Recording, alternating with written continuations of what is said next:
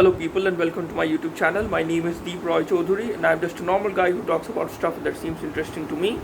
Today I'm going to talk about the topic that I've been talking about in my previous three videos. The world has become a better place to live in the 21st century than it has ever before than ever before in the history of human civilization. Now, a lot of people would disagree with that assessment that looking at the current coronavirus pandemic. But allow me to explain, as I have explained in my previous three videos. So, in my last video, I was talking about the fact that most countries in this world have become more and more democratic, have become more and more, have become less and less dictatorial, have become less and less tyrannical, I guess.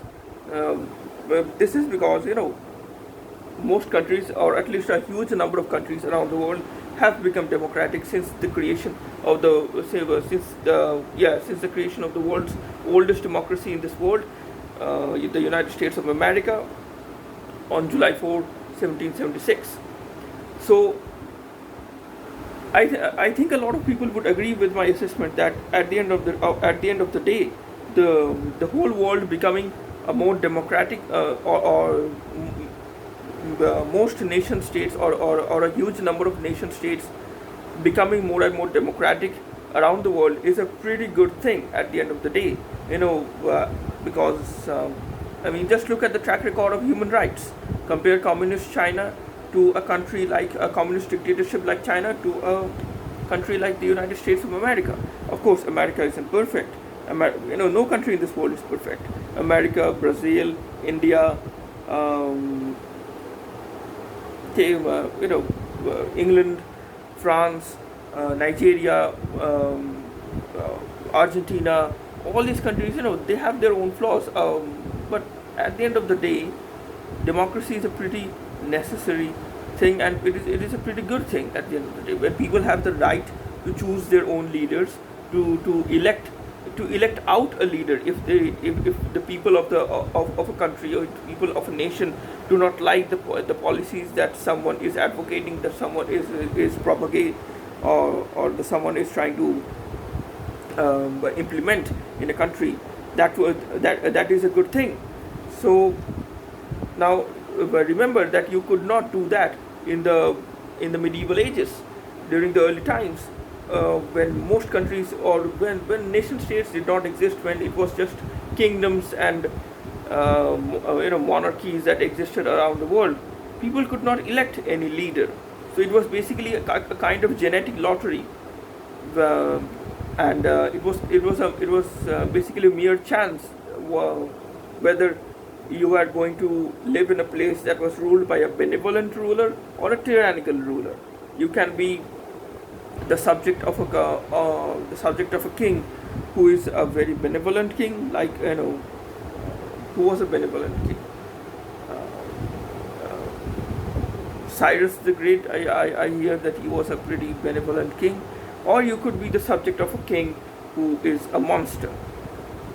I'm pretty sure that there are, I can't remember the name of any tyrannical king right now. Oh yeah, Ivan the Terrible.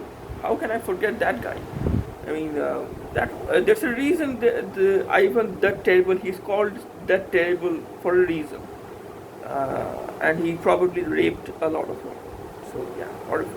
Killed, raped, slaughtered, and he was paranoid as well, I guess. Not the kind of person that you would want as the ruler of your country. So from that kind of from the medieval ages, now you have a democracy, or at least most countries, or not.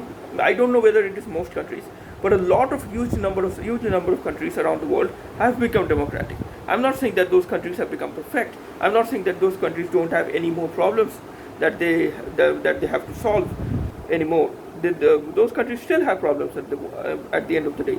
Countries are always going to have problems at the end of the day. Things are not always things are not going to fix by themselves. But there's the fact that a huge number of countries have become democratic and are respectful of the rights of individual citizens of citizens of those countries. People in these democratic countries have the right to freely speak about their prime minister, about their president, and freely, and even freely criticize whatever the president of a country might be doing, or whatever the prime minister of a country might be doing. So there is the free press that can hold leaders accountable in various countries if they are not up to the mark, if they are not doing their job properly.